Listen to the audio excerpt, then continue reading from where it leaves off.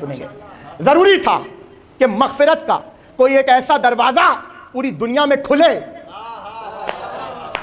جو ہر گنہگار کو توبہ کا موقع دے. بہائی علیہ الرحمہ آپ کے اور میرے مسلک کے بہت بڑے عالم دین. حکومت ہے شاہ عباس صفوی، بڑا خاندان تھا صفوی خاندان، اور انہوں نے ایران پہ ایک عرصہ حکومت کی. فیصلہ یہ ہوا کہ امام رضا علیہ السلام کا جو حرم ہے، اللہم صلی علی، تو شاہ عباس صفوی نے ان کو بلایا اور کہا کہ آپ بہت بڑے آرکیٹیکچر ہیں، اور نجف میں بھی جو امیر المومنین علیہ السلام کی زری ہے اس کا جو سرحانہ ہے، اس کے پاس ایک دیوار ہے، ایک ڈیزائن اس کے اوپر ہوا ہے جو طلوع شمس اور غروب شمس کا پتہ بتاتا ہے. یعنی وہ اس طرح ڈیزائن کیا ہوا ہے ان کا، اتنے بڑے عالم. تو ان کو کہا کہ بھائی آپ آئیں اور حرم کو تعمیر کریں. بہرحال یہ آئے، انہوں نے قبول کی دعوت، اور یہ آئے، حرم میں تعمیرات کا سلسلہ شروع ہوا. بہت سارے معمار، بہت سارے معمر، تعمیر کرنے والے بلائے گئے، اور اصول یہ تھا کہ وضو کیے بغیر ایک پتھر بھی حرم کا نہیں اٹھانا. توجہ کیجیے گا، وضو کیے بغیر. انہوں نے سارا نقشہ بتایا اور اس مطابق کام شروع ہوا. اب جو لوگ مشہد گئے ہیں وہ اس بات کو جانتے ہیں، اور جو لوگ نہیں گئے پروردگار ان کو اسی سال امام رضا علیہ السلام کی زیارت نصیب فرمائے. تو جو لوگ گئے ہیں انہوں نے دیکھا ہے صحن شفا میں ایک جالی ہے، اس جالی سے سیدھا آپ زری کی طرف نکلتے ہیں.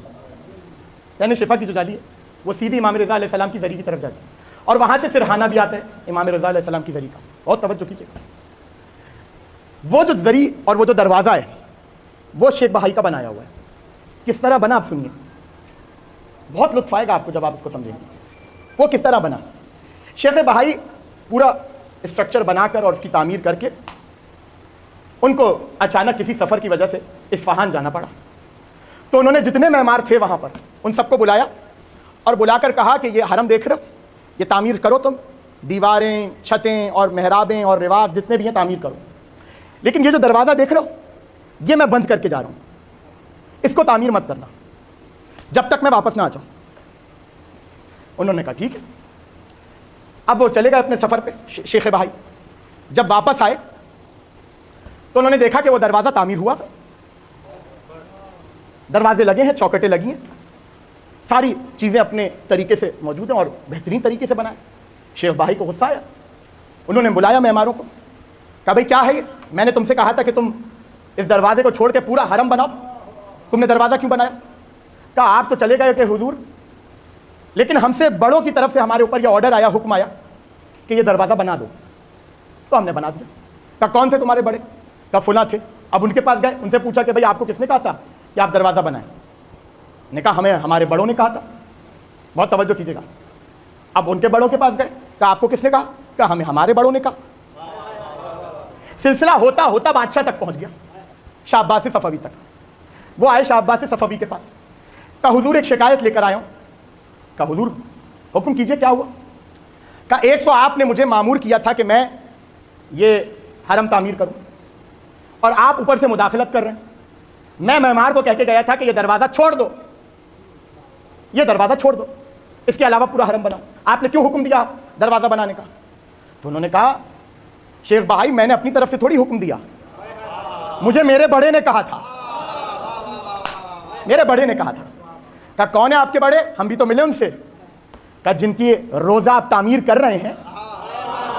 کہاں بیٹھے ہیں آپ؟ نتیجہ ابھی آئے گا، جس کے ذہن میں تقریر ہے شروع 15 منٹ کی، اور وہ لطف لے گا خدا کی قسم اس نتیجے پر. کہا کون ہے آپ کے بڑے؟ کہا کوئی اور نہیں، میرے خواب میں امام علی رضا علیہ السلام تشریف لائے. اللہم صلی علی. کہا اچھا کیا کہا انہوں نے؟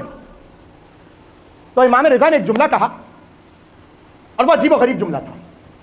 وہ جملہ ابھی روک رہا ہوں، وہ جملہ بتاؤں گا، اور وہی جملہ نتیجہ ہے آج کی تقریر کا.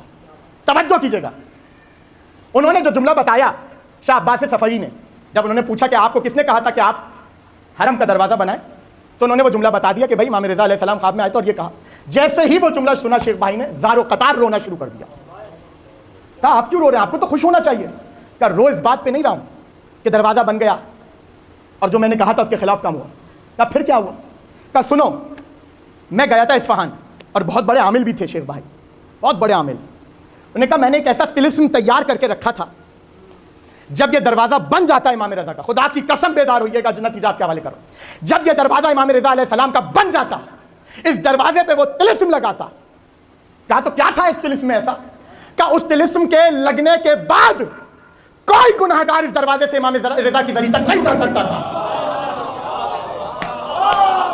اگلا جملہ سنیے، اگلا جملہ سنیے، داد دیتے ہوئے اگر آپ کی آنکھوں میں آنسو آ جائے، خدا کی قسم اس سے بڑی قبولیت کی گھڑی کوئی نہیں ہے۔ شاہ عباس صفوی نے جیسے یہ سنا کہ آپ کو معلوم ہے امام رضا نے مجھ سے کیا کہا تھا، اس طلسم سے ہوتا کیا؟ وہ دروازہ امام رضا پہ لگتا تو کوئی گناہگار اس دروازے سے امام کی زری تک نہیں جا پاتا۔ کہ سنیے، امام رضا نے یہ کہا، شیخ بہائی سے کہنا یہ جو عمل تم نے تیار کیا ہے، یہ جو طلسم تم نے تیار کیا ہے، یہ اپنے دروازے پہ لگاؤ، ہمارے دروازے پہ نہیں۔ کیوں؟ اگر گناہگار ہمارے دروازے پہ نہیں آئیں گے تو کہاں جائیں گے؟